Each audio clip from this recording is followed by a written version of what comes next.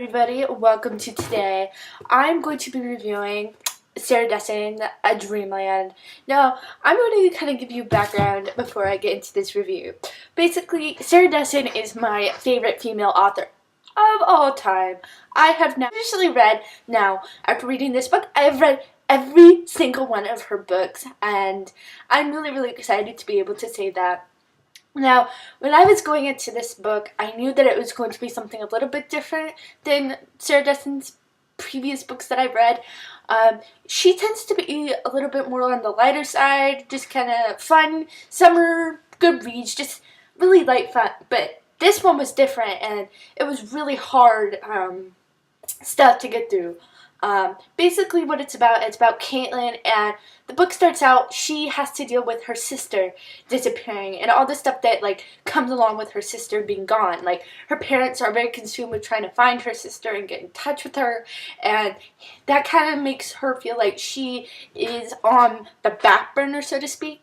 So she kind of makes these friends, and that are not the best influence on her, and one of them is this boy named Rogerson, and he leads her, introduces her to drugs, and she starts doing drugs, and there's other things that he does to her and makes her do that are not something that's been good for her, and she becomes very withdrawn through the things that go on in her life. And this book was definitely something different from Sarah Dessen, and I like that certain authors attempt to do certain things, and I think in this case it really worked in Sarah Dessen's favor.